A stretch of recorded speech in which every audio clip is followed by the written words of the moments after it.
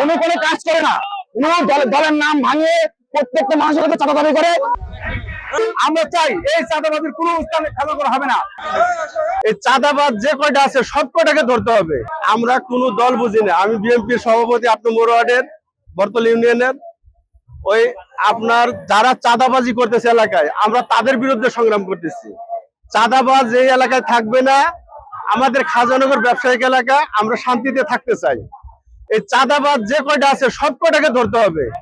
আমাদের নির্দেশনা হলো এই এলাকায় কোনো চাঁদাবাজ থাকবে না। আমরা শান্তিপ্রিয় মানুষ, আমরা ব্যবসায়িক মানুষ, আমরা শান্তিতে থাকতে চাই।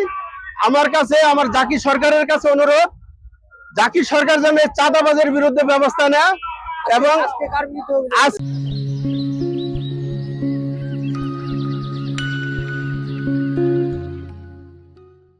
আমাদের হানিফ কবিরাজের বিরুদ্ধে অভিযোগ। হানিফ কবিরাজ হলো আমাদের ওমর ভাই দাওয়াত খাইতে গেছে এক জায়গায় একটা অনুষ্ঠানে, ওইখানে তাকে কিল ঘুষি দিছে এই জন্য। আর এর আগে তো চাঁদা নিছে তার কাছ থেকে, ওই চাঁদার ব্যাপারগুলো নিয়েই তাকে কিল ঘুষি দিছে।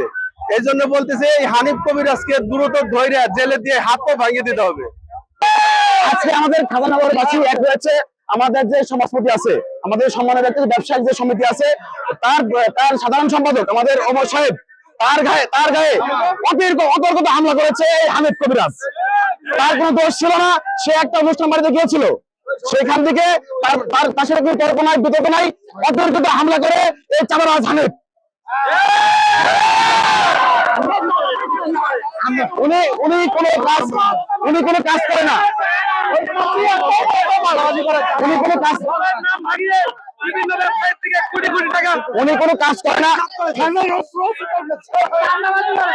কাজ করে না, উনি দলের নাম ভাঙিয়ে প্রত্যেকটা মানুষের কাছে চাঁদা দাবি করে।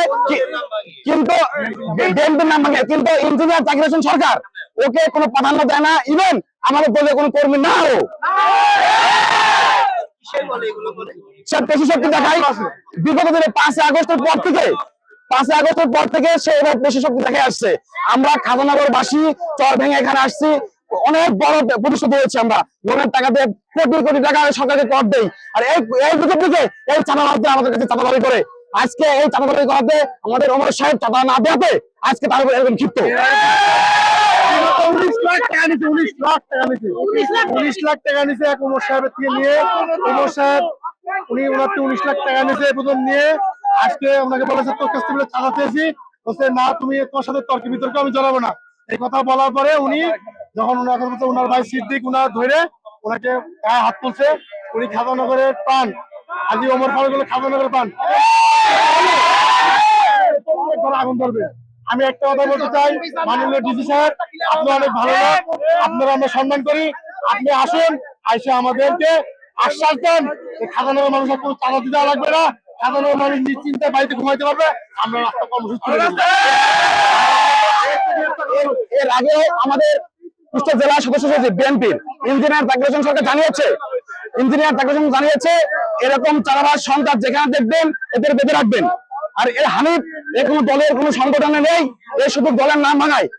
এর বিগত দিনেও জাকির হোসেন সরকার একে বারবার একে নিষেধ করা হয়েছে।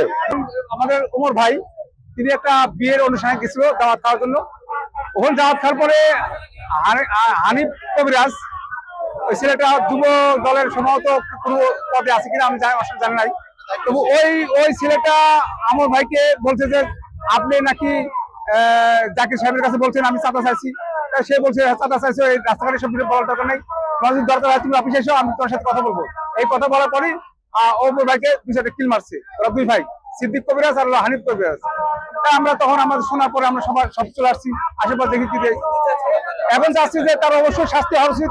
সে হলো চাঁদাবাজ, অতএব সে এই এলাকায় খাজানগর শিল্প এলাকায় এখানে চাঁদাবাজি হচ্ছে। আমরা চাই এই চাঁদাবাজির কোনো স্থানে খাজানগর হবে না। আমরা জনসাধারণ সবাই মিলে এই চাঁদাবাদকে উচ্ছেদ করে ছাড়বো ইনশাল্লাহ।